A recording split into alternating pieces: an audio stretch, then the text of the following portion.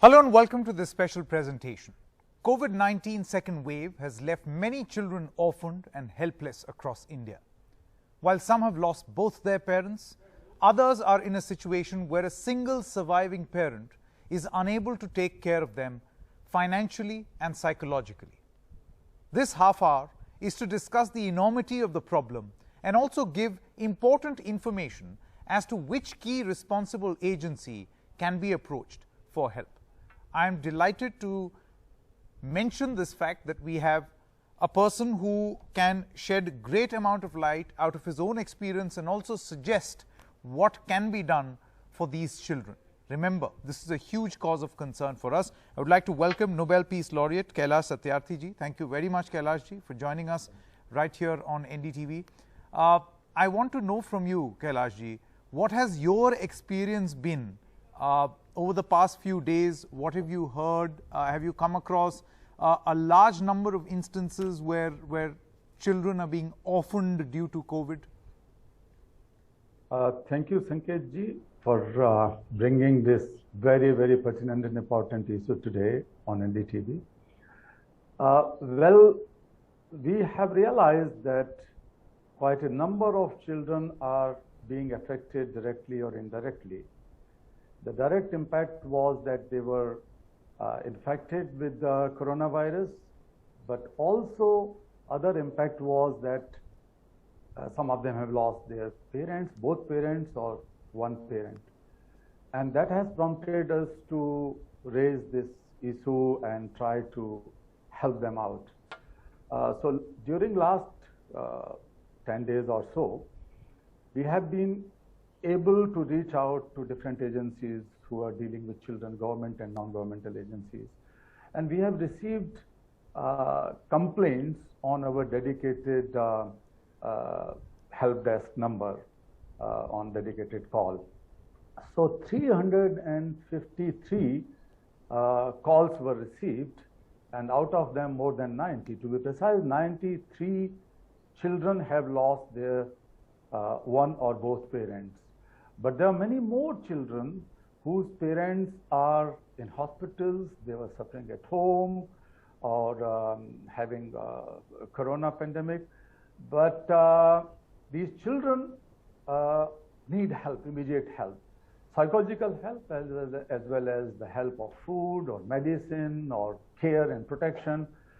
So this is just with one helpline, which we have initiated from my foundation, from Bachpan Bachao Andolan. But there must be many, many children. I am sure that quite a large number of children must be suffering due to this pandemic, directly or indirectly. And that is the reason we have been raising this issue that no child is left behind, no child is left out, no child should be left to the fate of their own fate.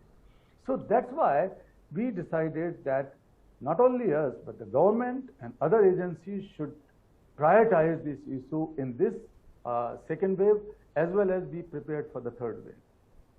Because the number would be much more in the third wave. Absolutely. Absolutely. Kailash ji, मैं इसी से जुड़ा हुआ सवाल आपसे ये पूछना चाहता था कि देखिए, ये कोई भी नहीं कह रहा है कि सरकारें इस मुद्दे को लेकर के संवेदनशील नहीं है या संवेदनहीन हो गई हैं, ऐसा नहीं है।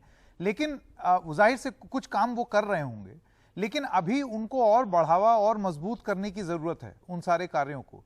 वो इसलिए क्योंकि हम जिस तरीके की चुनौती से जूझ रहे हैं, अभी सारा ध्यान इस बात पे केंद्रित हो गया है कि किस तरीके से अस्पतालों में लोगों की जान बचाएं।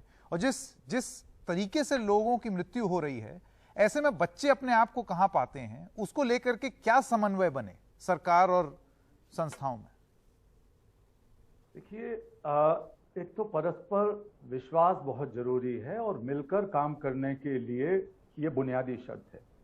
और इसके लिए संवाद भी जरूरी है कि लोग आपस में बैठ के बात करें और गैर सरकारी संगठन भी इस विषय के जानकार, जो बाल मनोवैज्ञानिक हैं, बाल चिकित्सा शास्त्री हैं, ये सारे जो देश के चुने हुए एक्सपर्ट्स हैं, इनके साथ बातचीत की जाए। और मैं लगातार ये सोच रहा हूँ, भारत के स्तर पर भी और अंतर्राष्ट्रीय स्तर पर भी, और शुरू में ही आपसे संकेत जी ये कहना चाहता हूं कि हम भारत सरकार से विनम्र निवेदन कर रहे हैं कि तीसरी लहर की जो त्रासदी की संभावनाएं व्यक्त की जा रही हैं उनको ध्यान में रखते हुए एक राष्ट्रीय स्तर पर एक टास्क फोर्स बनाया जाए जो, माफ कीजिएगा, राजनीतिक तौर पर भले ही उतना मजबूत ना हो, राजनीति अलग चलेगी, लेकिन एक्सपर्ट्स लोग, जो विशेषज्ञ लोग हैं देश के जाने माने, उनको साथ लाके अभी से तैयारी की जाए।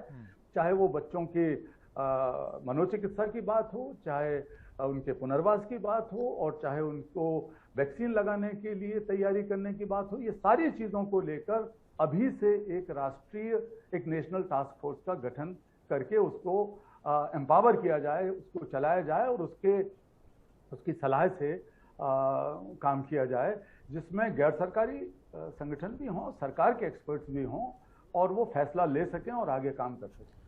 I think this is a very important point that you are mentioning, Kailash ji. You are saying that there should be a national task force which should comprise of not just government officials but also people who are prominently working in this field for children, for three large points that I have been able to gather from what you have said: to provide psychological support to children, to provide vaccination support because only a vaccine can save us, and number three, to build the sort of hospital infrastructure so that God forbid, if there is a requirement, we are not left scampering like we are doing right now.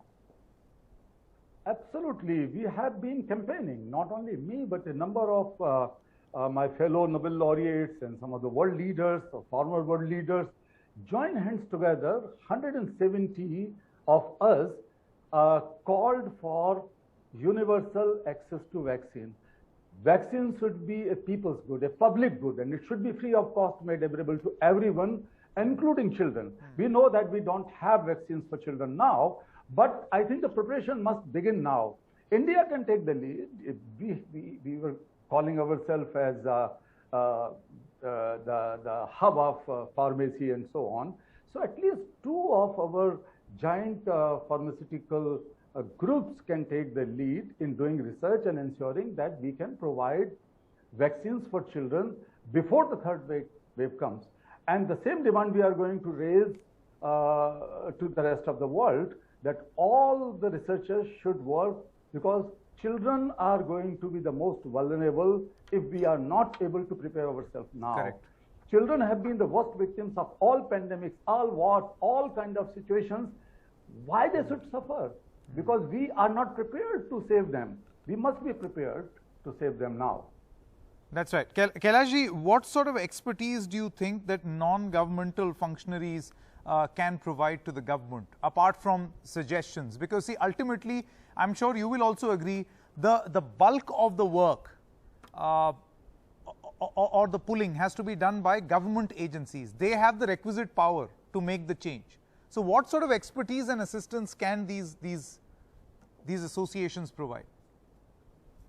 There are experts on the ground. There are people who have dedicated their lives and working with the children on the ground. And they should be consulted, they should be taken into account, and they should be engaged properly for the protection. For example, we have to have some place in every child care institution. Many of the child care institutions are run by non-governmental organizations. So there should be a dedicated place for children who have lost their parents, both or one parent. That is one.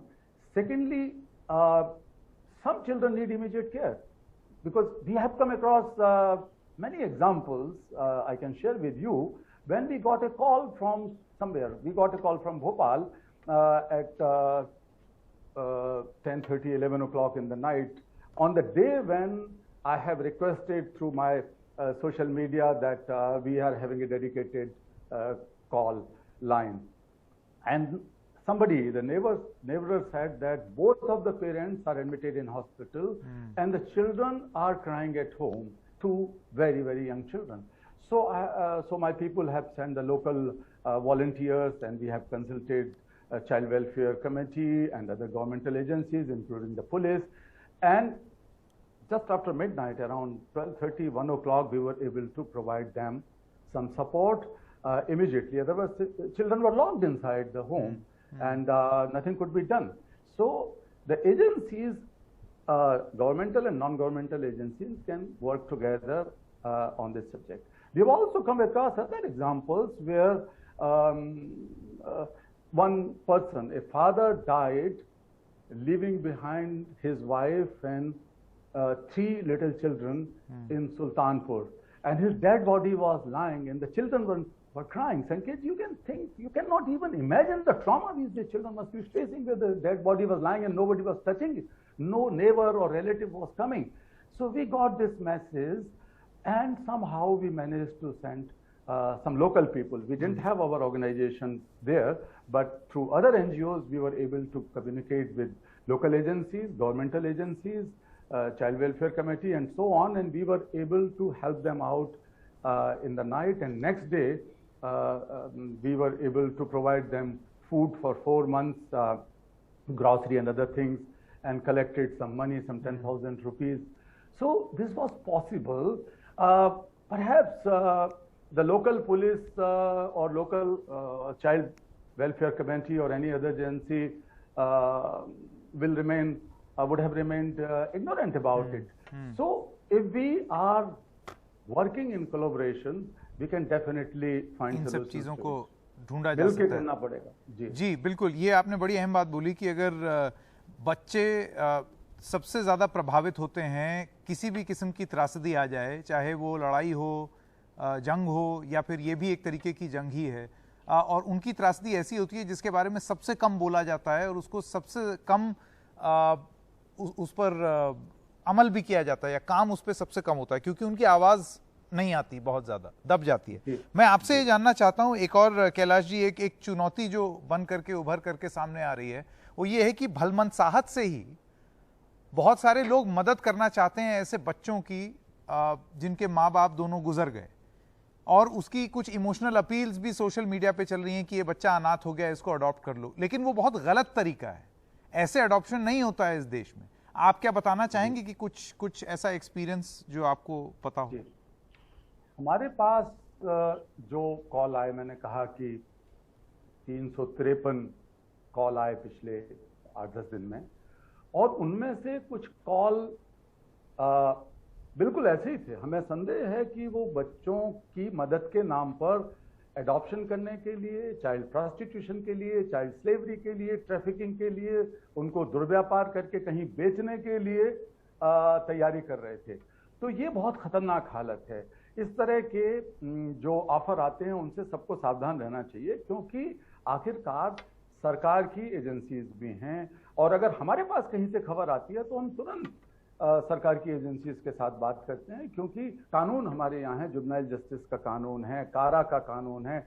Adoption वगैरह की बात अपने आप करना तो गैर कानूनी है, अपराध है, उसको बिल्कुल किसी को हमें प्रोत्साहित नहीं करना चाहिए।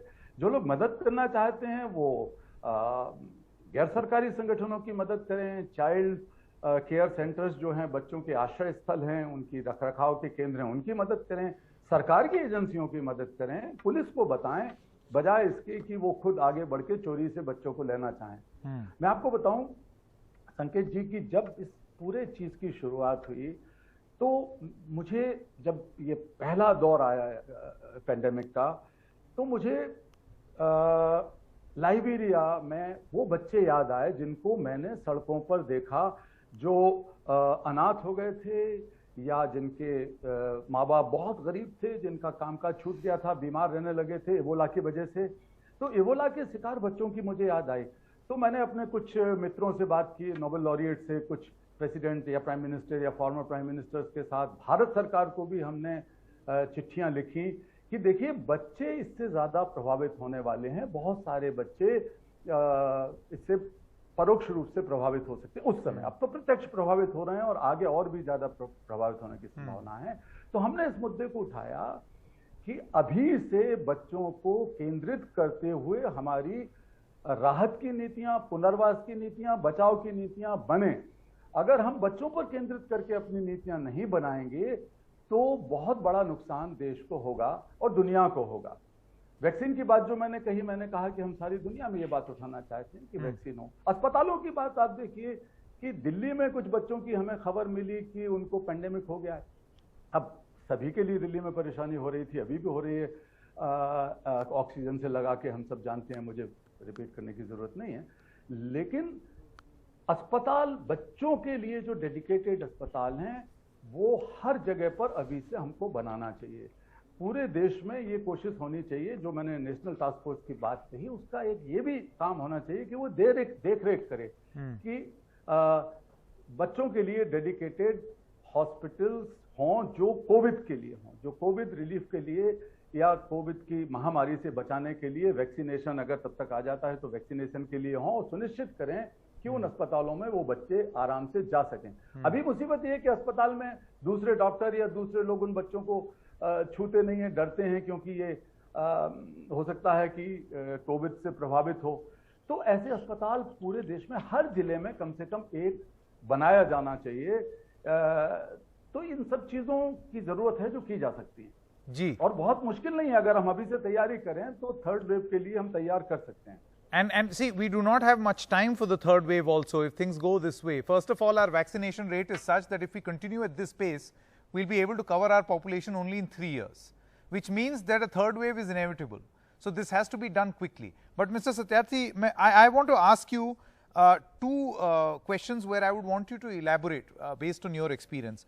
Number one, the psychological impact on children of a pandemic like this. Even those who have not been orphaned, generally how this virus is impacting, the conversation around us is impacting children, and how do we need to come out of it? Well, right from the beginning, when the first lockdown was imposed, and later on we have seen that millions of children in India itself were not able to go to school, they were not able to meet their peers and friends and teachers and so on, so they were living under that lockdown situation. I can give you one example that an activist of my organization, their parents' son was 1.5 years old when the lockdown came. After a year or so, when he was taken to hospital for some other reason, he says that, no, I cannot go out. He was frightened in going out, because then he said that going out means vaccination, because all the time he was listening vaccination from the parents and so on. There were children, I have been in contact with hundreds of children in India and hundreds of children outside the world through my partner organizations, that they are deeply traumatized. Unfortunately, we are unable to provide them proper psychological support. We don't have psychological support through schools, except the few very expensive elite schools. We don't have that psychological support to get rid of the trauma. They feel anxiety, they have become irritated to their parents, and they are feeling loneliness. So many psychological effects are being faced with the children. One thing which we have been suggesting, and I have suggested all the time, that so far we have not been able to create a child-friendly environment at home in the families. We have to listen to the children. We can keep on talking, we can keep on instructing, imposing, guiding, etc., etc. But listen to them as well. Listen to them. This is also your own personal contribution to the society when you listen to children and be their friend. That communication between the children and the parents have to be established there. We can learn. And once the children speak, then we can solve many problems. Correct. My final question, Mr. Satyarthi, we are living in a globally connected sort of a system. Yes, it's all right to be Atmanirbhar, but do you feel that on issues of compassion, global compassion, we have to be completely dependent on one another? For instance, India helped the United States with hydroxychloroquine.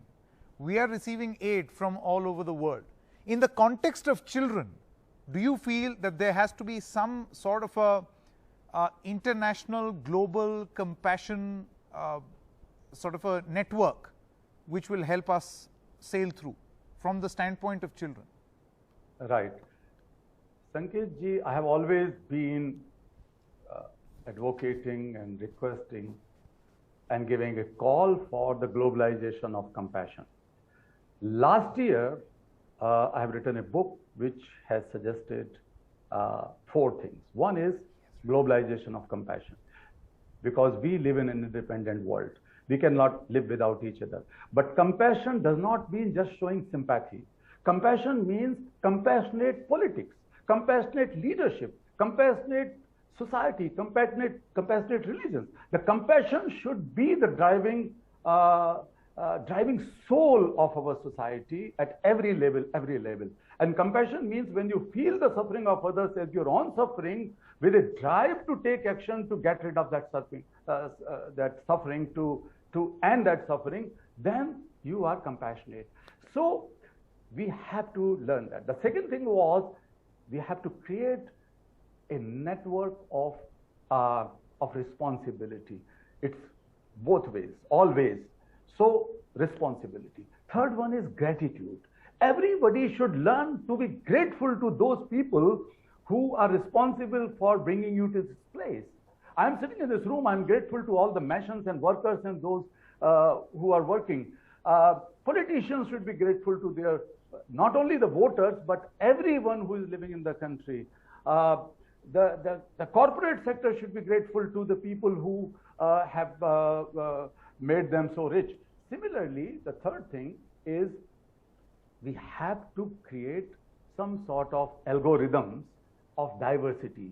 Instead of thinking that the diversities and differences of opinions are negative and so on, I think we have to learn the positivity out of it, as so many data come together and we make algorithms through those data and come out with some solutions. So solutions are possible only when we feel compassionate and act compassionately in this juncture, nationally and internationally both. So globalization of compassion has to be there, but we have seen the compassion is floating around. It has evolved like anything. I am receiving so many calls from the young people, and when my people are contacting other people for plasma or oxygen and these things, the young people, they have created small groups. 13, 14, 15-year-old students going to schools, they have created these groups, and trying to contact each other using their skills on computer, and they are helping. They are helping, and they have created some numbers where one can call and find who is the plasma donor, where the oxygen could be made available. This is compassion, and that compassion should go around everywhere. That is the lesson we can learn from here, that we can convert our so-called anger into ideas and action. We can convert our fear into generating courage to fight with the causes and the reasons which are responsible for this fear. We have to, we cannot say that we cannot talk about sufferings of people. The sufferings of people also have some energy. If the suffering is common suffering, if the suffering is collective suffering, then that suffering could be used for making a new India, making a new world. The suffering has its own energy to feel that we have to look for collective solutions. We have to look for common solutions for every human being. That is possible, and I think that is going to happen. Okay, okay. Kailashji, thank you so much. I think these suggestions were very good. Let's hope the government is listening, particularly the point on having a task force for psychological support, vaccination support, and hospitalization support for children, keeping these children in mind. Thank you very much for giving us these suggestions. Thank you very much. Thank you. It is a pleasure.